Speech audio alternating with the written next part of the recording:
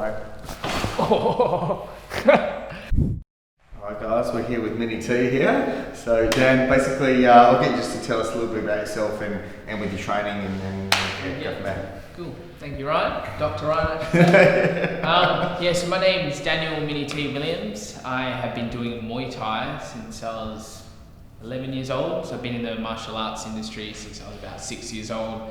And I'm a professional fighter. I got to a level where I won 3 world titles in Muay Thai, and then I transitioned to MMA. So now I'm fighting for the one championship in MMA, and I train at a gym called Scrappy MMA, and also Khao Muay Thai.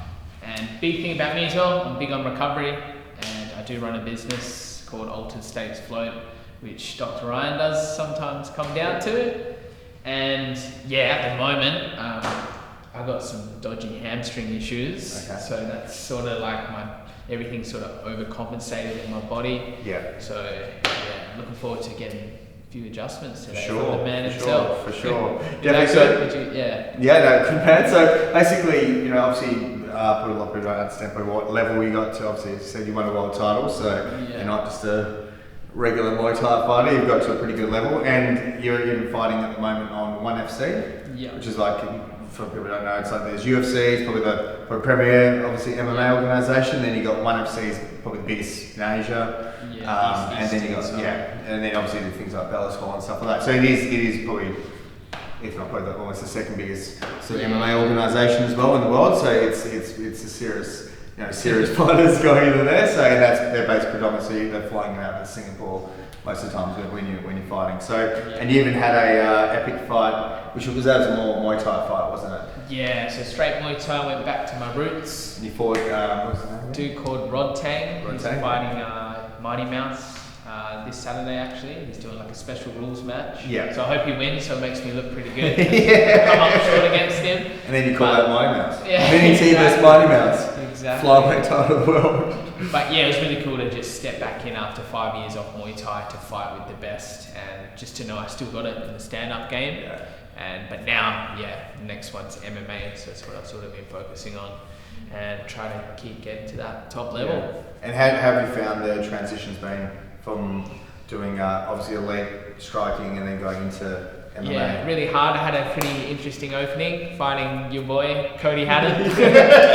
So he made me know exactly how hard it can be in MMA. It's like 30 seconds, he choked me out straight away. Yeah. And that was your very first fight? That was my very first fight. Yeah, and then it was just been super hard to transition from primarily being stand up and then going into grappling, and I just got injured a lot. That was the biggest thing. Yeah. And have you found your body's have you had any like new issues, like areas of any problem areas since transitioning into more MMA and doing more grappling? I had a lot of issues with my neck. So the neck was probably the most common injury that I was getting, and my knee. From grappling? And then I've done my LCL a couple of times, but I think the big thing about me, I wasn't doing much hip activation stuff as well, so things are just overcompensating, and now I'm onto it a bit better with warming up properly and looking after those injuries and strengthening those areas. Yeah. Because it's very important, you can't just keep grinding all the time. You have to do the recovery.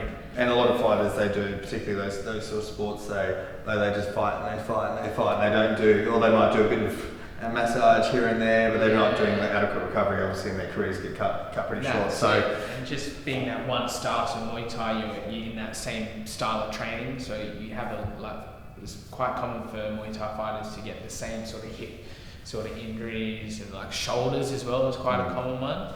And it's funny, stepping into MMA, I've learned so much about recovery a bit better, and like the jiu-jitsu side of things getting loosened, and it's funny, like speaking with Muay Thai guys, trying to tell them you should start doing this a bit more, open up your shoulders a bit more after your box. Still sometimes old fashioned. It can be a bit more. I think a lot of jiu-jitsu guys, the culture is a bit more. They put a bit more into their recovery and invest into that, and more mobility and things like that. Whereas I think some of the, particularly Muay Thai, some of the striking sports, but especially Muay Thai, it's a bit more. Let's just go in there and just smash. Burn out. Exactly right. The same thing over and over. Exactly right. So what we'll do, basically we'll do a few tests as well, just to see how you're firing and how you're functioning. Then we'll get into adjustments. All right. All right. Awesome. Sweet. All right, man.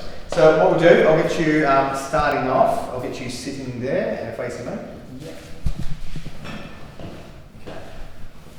All right. I'll get that right on like this, and just resist that. And we'll go again.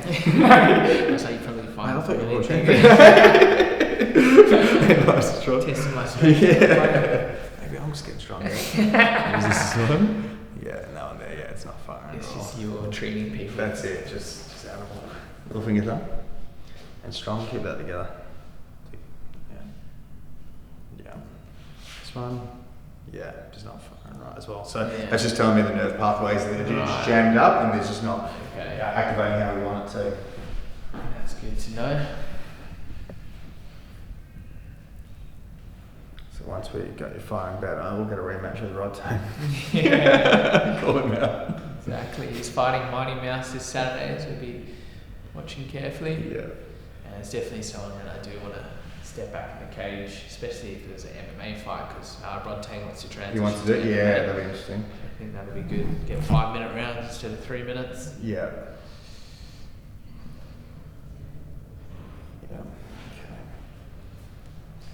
Yeah, and even posturally wise, like you can sort of see, once your head's starting to shift forward and quite sort of hunch through the shoulders, then that's just, fine, but also like most people who are strikers, boxing Muay Thai, they're always sort of just from that guard that they have, everything always gets accentuated quite kyphotic through there, and just overactivation through the traps as well. You must see it a lot, with certain sports, like the same sort of body types. And different jobs as well. You have tradies will have different patterns, and then you have office-based people have patterns, and depending on like what sort of demands they got. Yeah.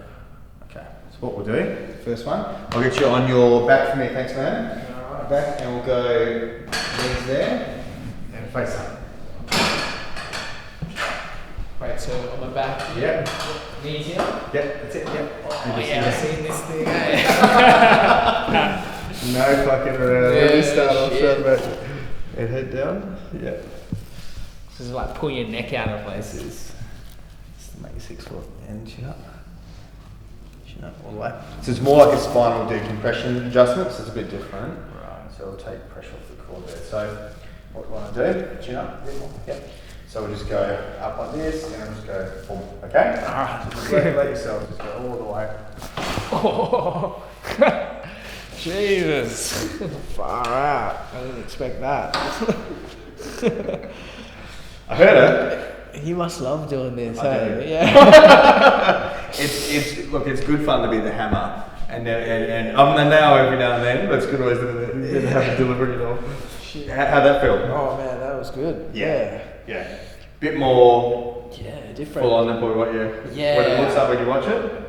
Yeah, 100%. Yeah. Like I wasn't sure if they actually like get the crack. So now like I know that they're definitely cracked. I can feel it. Now you know that shit's real. Alright, I'll get you going down a bit, a couple inches, just so your head's back in this position. Yeah. Just do your neck here, so left ear.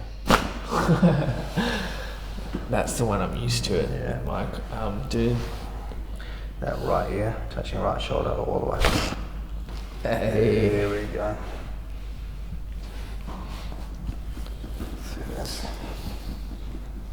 And have you found your body's been a lot better since you've started doing more like the float tanks and the saunas and you've had that business and doing it obviously still issues but like a lot better than what you were previously incorporating that? A bit more better with maintenance anyway, just having those sort of things easily accessible. I mean I've been doing it at your place like a sauna and a float once a week, doing each every Saturday for probably 3 months now, and I've noticed a huge change, just in terms of not only just recovery, particularly mentally. I feel like you can put a lot more pressure and stress on your system and actually recover a lot better. You don't get as burnt out mentally. Yeah, for me, the tools that we have there is really what I basically mainly use is for like mental side of things, like switching off. Definitely. And it's good you got both the styles of float tanks. Yeah. Like the open cabin and then the closed pod as well. Some people get quite scared of the pod. But then some people get the cabin like, nah, this is not the real thing. I want the pod. I've done both. I actually like the cabin. I like the cabin. The cabin's good, yeah. I like the cabin. Yeah, everyone's different. Some people. Have you had anyone freak out in the pod? No. Nah, never. Hey. No. Like people say they're a bit nervous when they go in, but Once they're in there, yeah, they'll be fine. Exactly. Okay. All right. This one. So.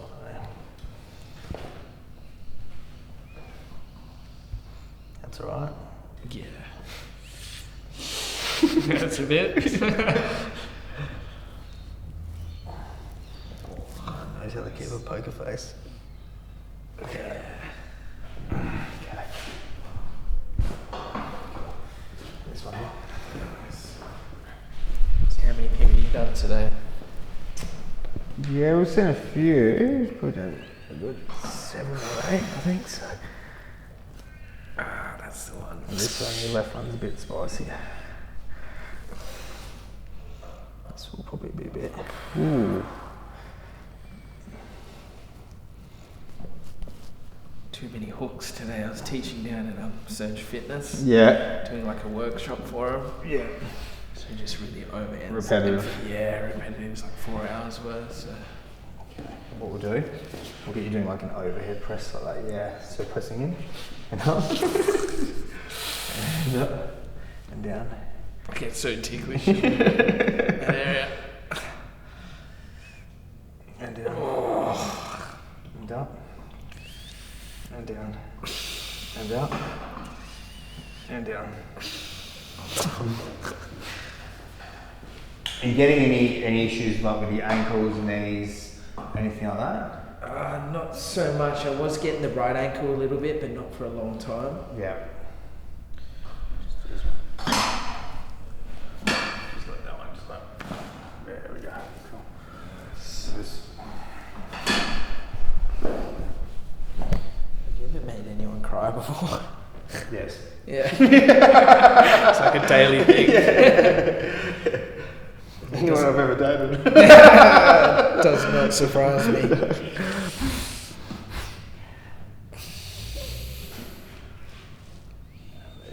People can get a bit emotional in here.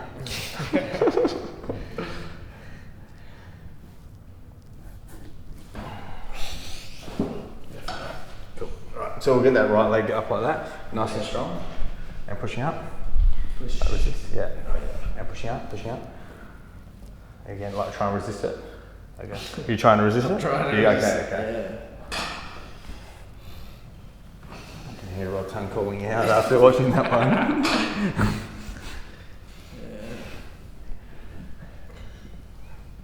Alright, this one will suck a bit. Alright, and bending. Try and get it going externally and internally. Just move that inside. And out. And in. And out. Oh, And out. Okay. And out. Oh, shit. And one more for good luck. And in. And same thing on that left side. And in. And out. Yeah. There you go. And out. And out. And out. And out. Okay. So what we'll do now, I'll get you coming down the table a bit. Yeah. Sitting up.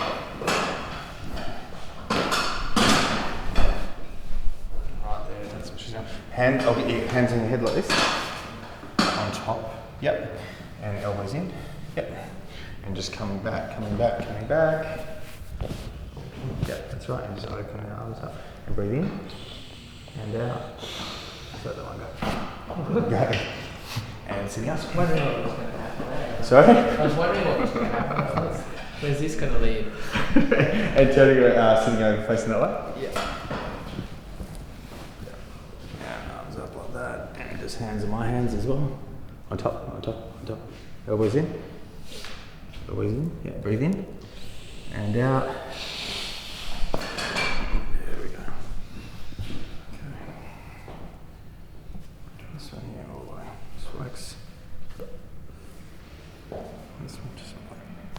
There we go. Yeah, this is good, man. It's so different to what I'm used to. Hey?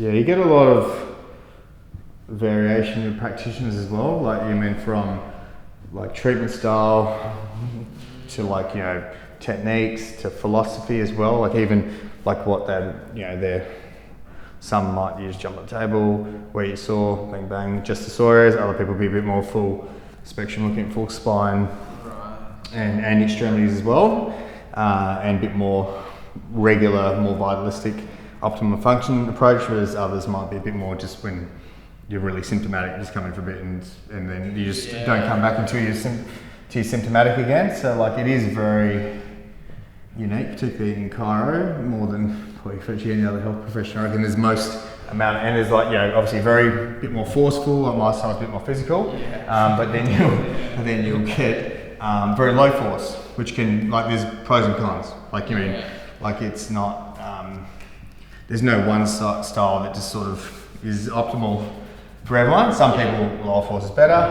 A lot of people, a bit more physical is more what they want. So it's really, a lot of our clients will generally come here because they'll see a lot of our content and they'll want something more physical, which they might not be getting elsewhere. So, and other people might be scared shitless. But yeah, and it's not for everyone. A lot of people do get a lot of benefit, but it's different approaches for different people. So yeah. I suppose you're getting your target market, which is good. Yeah, but that's like a big thing I've said over the years is people just don't, a lot of people just felt like they didn't feel like they had much change or just had a quick adjustment and they didn't get, just felt like a bit too quick and not enough deeper work was done. That's something that you always heard from people in general at the public, so that's something that we try and address. All right, man, on your tummy for me, thank you. Who's your favourite basketball player? My favourite? 4 times. I'd say, breathe in and out. There we go. I would always say LeBron. Yeah. And even then, I feel like I've changed my opinion on who the GOAT is. Because I used to say LeBron, but I think after watching The Last Dance about 15 times, mate, it's the best. I reckon it's the best. For me, it's the best stock I've ever watched. And I think that's, obviously it is very favourably towards MJ, but like you get to see how, like the fear that he put through his opposition. And like LeBron's unbelievable, but like guys aren't scared of LeBron like they were scared of MJ. Yeah. Like I think like everyone was fucking scared of MJ. Even in his team, like just. Yeah, exactly right. Like that's, like he ran a show that it wasn't just it was his team. Whereas I think LeBron's a better probably teammate and a better leader, but hasn't got that lead. He's probably a better overall well-rounded player, but MJ's just the killer. Yeah. If you go to the final 6 times and you're 6-0, that's pretty. It's GOAT status. LeBron, he spends a lot on recovery. Yeah, he does like $1 million US, $1 million and a half. So he probably do a couple million Australian per year. Yeah, crazy. Yeah, but you look where it gets him. Yeah, exactly.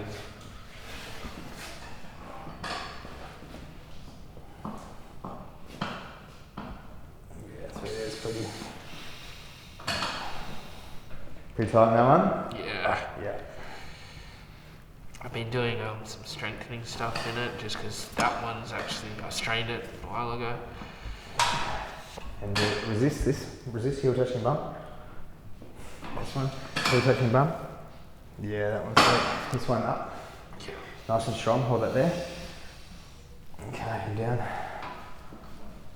Yeah, they're right.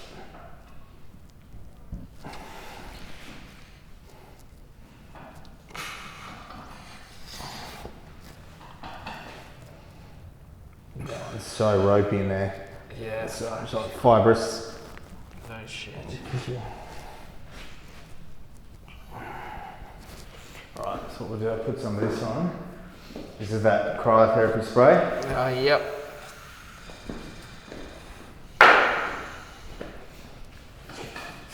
Essentially start to help little bit of the healing process with it. Alright, man, so I'll get you on your side, but we'll go facing that way. Just that way.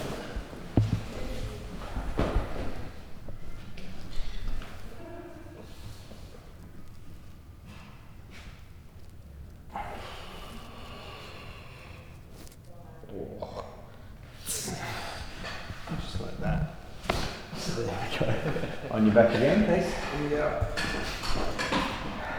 That right. And pushing up. Good. Push. Good. Okay. On your tummy one more time. Yeah. This one. Push. Good. And that one up. And hold that there. Good. And sitting up facing the wall. That wall doing it. I should be doing more specific with my.